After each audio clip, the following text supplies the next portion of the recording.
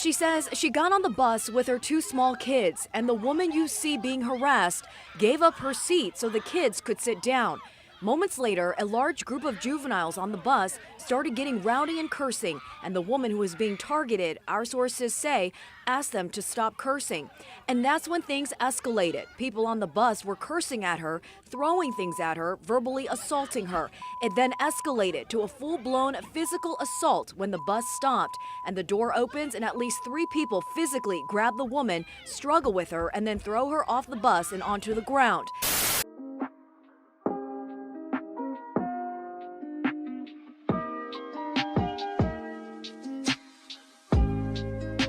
What's going on, ladies and gentlemen? Welcome back to the channel. I am your host, Dutch, the Black Non-Democrat. On today's video, we're going to be talking about this incident that happened on a metro bus in my neck of the woods, Washington, D.C.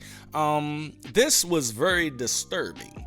And when I say disturbing, I really mean when I was watching this, it disturbed me to the point where I just had to cut off my phone and just think, why did this happen?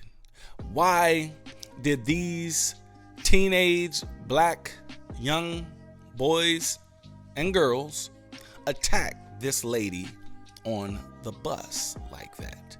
This woman was standing on the bus, and these teenagers threw her off the bus after beating her ass. I mean, they beat her up, they kicked her, they smacked her, they punched her, and the doors opened and they kicked this lady off of the bus.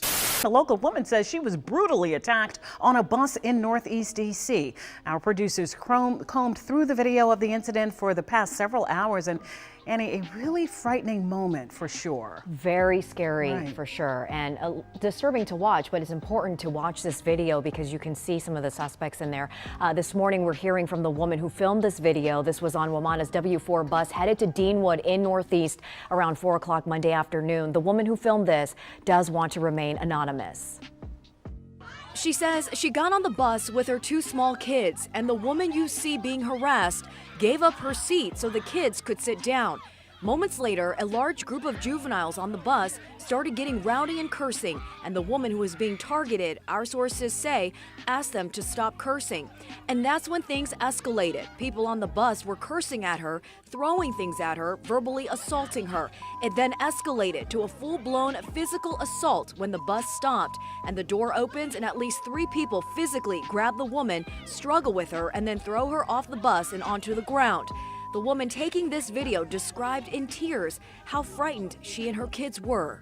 So I had to figure out, in the midst of a situation like this, am I to humble myself, or am I to help? And the only way I knew to help was to record it, because I knew I didn't want to put my babies in no type of harm. And I sat there and I watched this over and over and over, and I tried to, understand, okay, I was those children years ago running in DC and, Maryland. I was those people on the bus, right?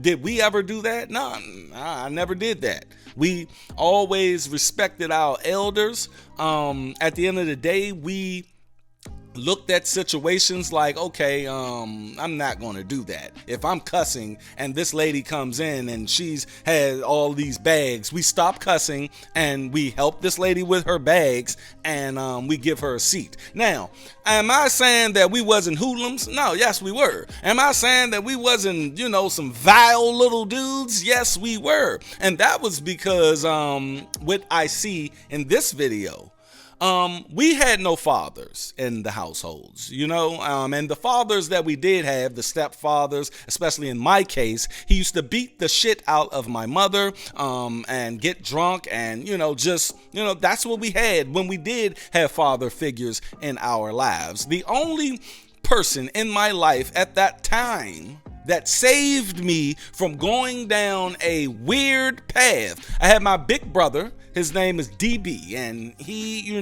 basically brought me out of ignorance when I thought that I couldn't go to college. He said, man, look, because I was about to go to the army because I didn't have anything to do with my life. I didn't know what to do with my life. He said, man, we about to go to war. This is 2001. And he said, look, brother, you got to come down south. And I went down south to Charlotte, North Carolina, and went to school. And I went to college. And I can say right now, I'm not a college graduate, but I went to college. And a lot of my people in my position, a lot of the black males that are 38 today, my age, cannot say that. I can actually say that I have some college education. Now, the thing is, when he pulled me from that, he pulled me from a lot of stuff that could potentially go wrong whilst being in the hood.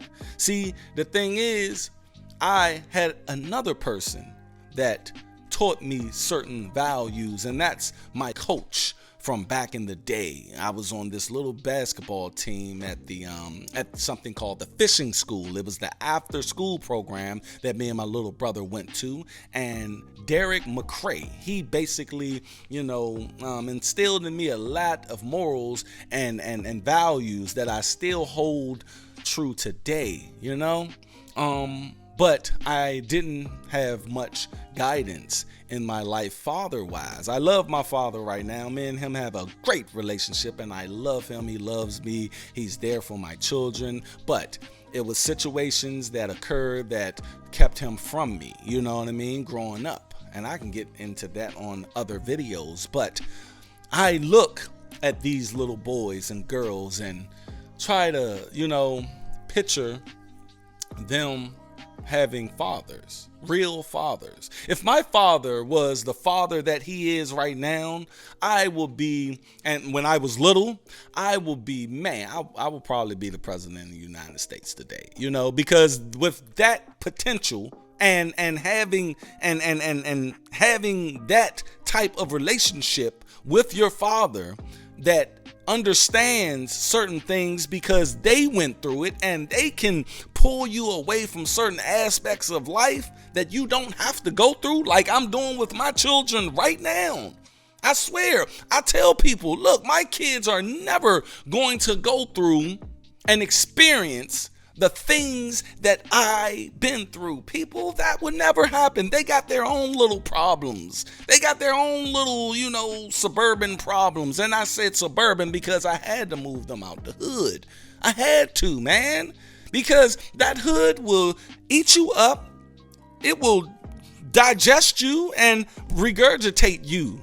And then it's going to be a shell of your old self that come out. A parent can do but so much whilst living in the hood, because the hood gonna snatch them kids. You see what I mean?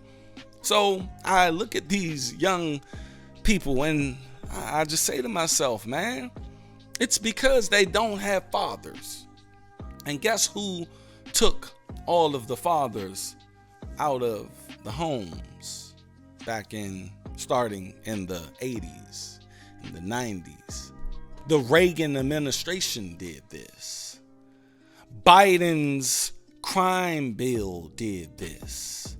The dropping off of guns, crack, cocaine, and all of these illegal substances inside of these hoods where they have nothing. They live on top of each other. They just, I gotta understand. I gotta put my mind behind why that happened. And it happened because of these certain conditions that went on in and around the legislative departments in America, man, that make policies, that make laws, that make these things possible for the father to fall down these rabbit holes to where they're not in these children's lives, man.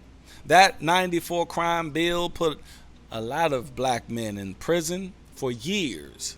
And we all know what that prison industrial complex entails. It spits out criminals who were probably not even criminals before they went in there. And we have what you see on that bus. That's what you're going to get.